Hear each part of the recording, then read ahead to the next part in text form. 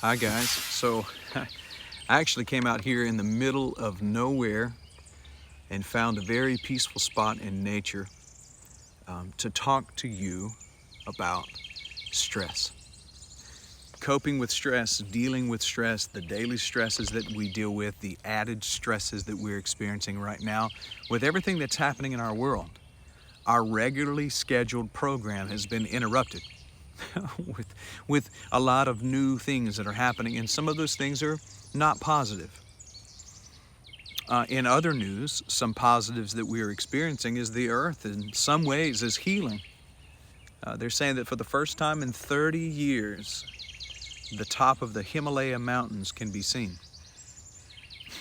They're saying that as you look all around, that in areas where there's a lot of smog, we're finding less and less smog right now, which is wonderful. And you know what I have located out here in nature, sitting on a stump? Gnats. You know, I forgot when I left Georgia and moved to Tennessee, I got used to not having gnats. Now, we had mosquitoes that were so big, I saw a mosquito pull a knife on a roach and take a piece of cheese one time. Okay, that wasn't that funny. Maybe it was funny. Maybe you laughed. If you laughed, you laughed with me. But in this area of the world, we find a lot of gnats. So if you see me doing this, I'm not just waving at you or waving you off. I wanted to talk about stress because stress actually can have it can take a tremendous toll on your mental health, of course, your spiritual health, but also on your physical health. It can actually cause over time some real issues with your physical body. So I wanted us to discuss stress and how to deal with stress in maybe some more practical and positive ways. And I wanted to do that out here in nature because nature is a wonderful space to find a sense of serenity and peace. Now, you can do that by going out into the courtyard. Some of you are able to do that by going out and shooting basketball, but going out and just sitting in the sun. The sun is going to start to peek through here in just a moment and hit my bald head. But the sun actually can help to boost D vitamins in your body. So from a physical standpoint, using the sun to boost your immunity is a wonderful way to also reduce stress in your life. But I wrote some things down because you guys know how I am about quotes, how I am about making points so that we can stay on target with what we're talking about as far as our subject is concerned. And I wrote down a quote. It's from an ancient writing called the Tao Te Ching. And it's where we get the study or the philosophy of Taoism. But Lao Tzu, who it is said wrote 81 verses of the Tao Te Ching, said, "Watch your thoughts. They become words. Watch your words. They become actions. Watch your actions. They become habits. Watch your habits. They become character. Watch your character, because your character becomes your destiny." I like to say it this way. What you practice becomes a habit, and what becomes a habit ultimately becomes your habitat. That is a quote that I started sharing years ago, and I know I've shared with you, some of you, several times, and so you may be tired of hearing it, but remember what I'm saying here. What we're practicing is becoming a habit, and the habit is becoming the habitat. In other words, the life that we live. And so I wanted to talk about a few things practical that we can do to deal with stress. One, learn to become the observer. And so I wrote this down. Learn to become the observer of your thoughts rather than participating in all of them.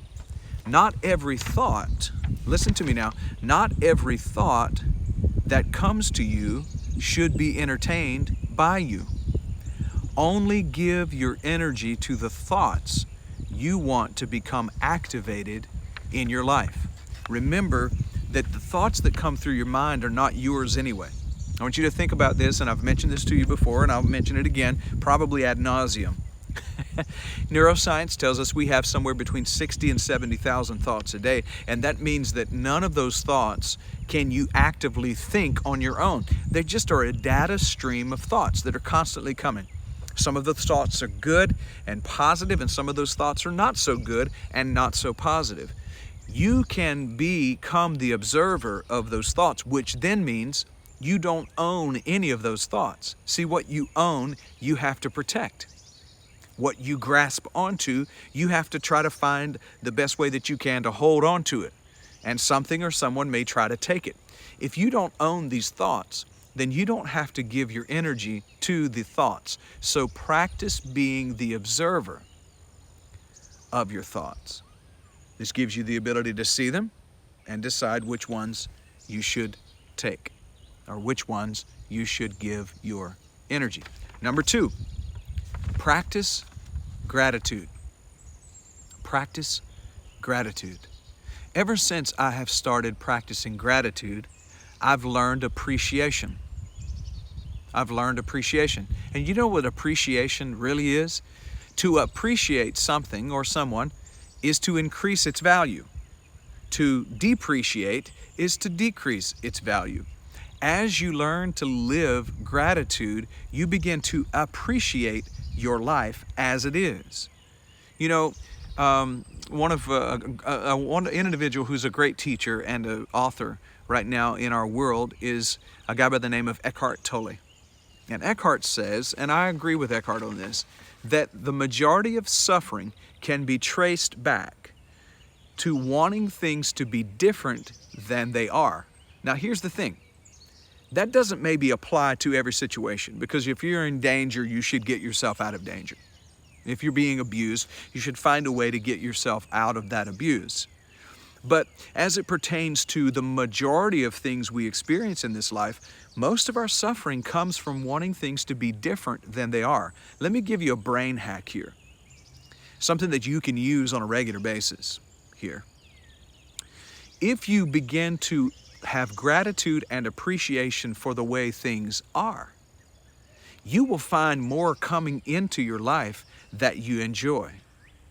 Simple gratitude increases the release of hormones into your bloodstream that make you to have a more joyful and a more happy life. You know what that does automatically? It reduces the stress hormone.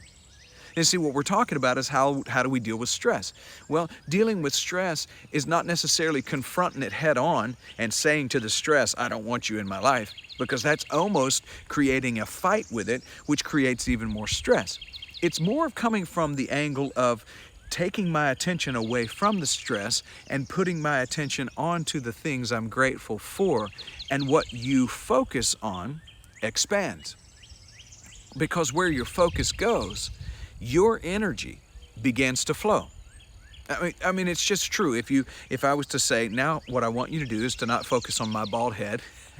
I want you to focus on that tree. What happened? Well, you began to see the tree more clearly and me less clearly because your focus shifted. When your focus shifts toward gratitude, appreciation happens in your life. And then you begin to increase the value of your existence. So practice gratitude. And when I say practice gratitude, I mean find a way every single day. You guys who are in my class, you know that I do this all the time. And when I say you guys, that's a northern term for everybody. I'll say a southern term that all of us will probably know. Y'all know that I do this on a regular basis in our classes. I'll say to each one of us, we'll go around the table, go around the room, and I'll say, give me 2 things. Tell me 2 things you're grateful for. So right now, as you're watching this video, think of 2 things you're grateful for. Watch when you do that how your focus shifts. It shifts toward thinking about something I like, or something I enjoy, or something that brings me joy, right? It's the practice of gratitude, and remember, what you practice becomes a habit. So I wrote this down. One of the quickest ways to shift your focus away from negativity, judgment, and disappointment is to start listing the things in your life you are grateful for. This is a brain hack. It's a life hack. It helps you to live less stressful and helps you to live more joyful. Number 3, smile. Take a moment right now to smile. Smile. Here's the thing. It is an actual neurological fact that in order to smile, you have to have either been happy or If you weren't happy, you have to take your brain to a happy place to cause your face to smile. So take your brain to a happy place and cause your face to smile. Sounds like a rap or a song. We could wrap that up in a song. Do-do, tsh. Stay around. I'll be here the rest of the week. It's actually a life hack to smile. When someone says to you, smile, you actually have to take your brain to a happy place. Mother Teresa said many, many years ago, peace begins with a smile. Peace begins with a smile. Peace begins with a smile, starts from within and comes to the outside. It starts inside and makes its way outside. Smile. Take a moment right now just to smile. You're going to find magic in that. Really, really cool magic in that, because it will begin to turn your day around. Let me give you another secret along with this smile. Someone asked me, they said, John, do you ever have a bad day? My first response was to immediately to say no, or to say yes. Of course I have bad days. My first knee-jerk response was to say, of course I have bad days. Everybody has bad days. But then I thought about it a moment and I thought, no, actually I don't. I don't have bad days anymore. I have bad moments. I have moments that I would prefer to be different. But do I have a bad day? No, and I'll tell you why. I decided a long time ago that I would not give a whole 24-hour day to one bad moment, or to 2 bad moments, or to 10 bad moments. I may spend 10 minutes or 15 minutes upset about something. I may spend a half hour. I may spend a half a day upset about something, but I refuse to give a whole 24-hour day to one negative situation. Did you know that your brain is built to process negative information 10 times as fast as you process positive information? Do you know why that is? Because the Creator built us to self-preserve, to take care of ourselves. The reason you process negative information is so that if you see a rattlesnake over there by that tree, let's look at, no, not, thank you. Thankfully, there's not one there. But if you see a rattlesnake over by that tree, your brain wants you to know there's danger. Danger. And so it processes negative information. One of the reasons I invite us to practice positivity is to simply, it's not to get rid of negativity, but it's to bring them into balance so that you don't have more negativity than positivity, because if you do, then it would be the conquering force in your life. So we practice positivity so that we can bring them into a place of balance. It's kind of like there's a certain amount of hours in a 24-hour day that are dark, and the rest of the hours, the sun's out. It's because they're playing the role in the game of life. And the game of life is actually meant to have some balance to it. It's contrast, and the contrast is important, but you don't want it to be dark all the time, and you don't want it to be light all the time, because at some point it gives you the ability during the dark time of night to sleep. All of this is a part of the natural flow of life. So the focus then comes back to, again, smiling. So I wrote this down. Another way for your body to trick your mind into being more positive is through a smile. The simple action of smiling, even if you don't necessarily have, quote unquote, anything to smile about, can instantly change the way you feel deep inside. Whether you are sitting on your couch, driving in your car, working out at the gym, those of you who are going to the gym, if you're getting ready for treatment mall activities, or an activity that is being brought to you by the activities therapist, whatever may be happening in that moment, if you will simply smile, even in a situation where you feel like an argument is beginning to happen, take a moment, pause, deep breath, smile, you start to find out that your brain reacts in a positive way. Take it a step further and try smiling at those individuals that you don't seem to get along with.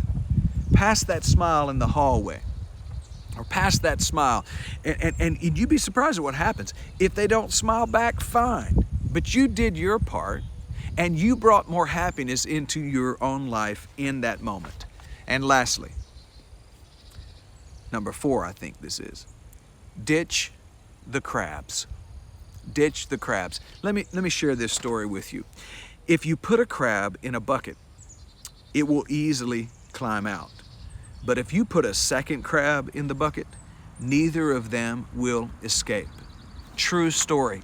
A guy walks up to a crabber and he says to the guy, he says, "How long you been crabbing?" He said, "Well, I've been crabbing for most of the day now." He said, "Don't you think you should put a top on that bucket that you got the crabs in?" He said, "Oh no." So then he inquired further, "Why not?" And the crabber said, "Well, here's a true story. When I first started crabbing, I found out that I would throw a crab in, and the next thing I knew, I'd turn around and that crab had jumped out of the bucket. It had crawled out." He said, "But I was told a trick by an old crabber that when you start your day crabbing, what you need to do is get 2 crabs, put them in the bucket at the same time." And he asked the question, "Why? Why would you do that? Both of them will crawl out, and now you've lost 2. He said, "Oh, no. Here's the trick about crabs. If you put 2 in and one starts to crawl out, the other one will pull it down, and the same will go on for all day long. All you have to do is make sure there's more than one crab in that bucket, and they will continue to pull each other down." What am I saying? When you're dealing with stress, it would be a great idea for you to surround yourself, especially when you're dealing with stress on a regular basis. Surround yourself with people who are going to be positive. Surround yourself with people who are going to lift you up. And if you can't do that, then get away to your own self. Take some deep breaths. Take some deep breaths. Find a meditation. I have some on this channel. Find a meditation. Do that meditation. Get away from the crabs. Drop the crabs in your life, and you'll notice that your life becomes a little less stressful. I said that was the last one, but this really is the last one. Do something kind. One of the best ways to reduce stress and negativity in your life is to do something kind.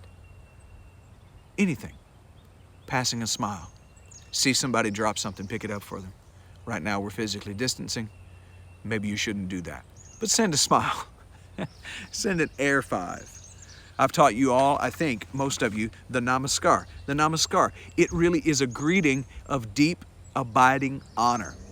It's saying, I see the sacred in you, and it's passing that along by doing this, just bringing the hands to the forehead or bringing the hands to the heart, the praying hands to the forehead or to the heart. And it's a way of sending a signal of kindness to others. So do something kind. Make an offering of kindness. This will actually reduce your stress. Think about that. Therefore, you're not losing anything. You're giving, and you can't ever outgive goodness. So, out here in this expanse, this helps to reduce stress, of course, but these are some practical things, hopefully, that you can use to reduce stress in your life. I cannot wait to see you in person again. Shake your hands, elbow bump. I can't wait to be in your presence again and to be connected. But right now we're doing this in this way, and I'm thankful. I'm thankful we're still able to visit just a little bit. Hopefully you are. Peace to you. Make it a stress-free day. Namaskar.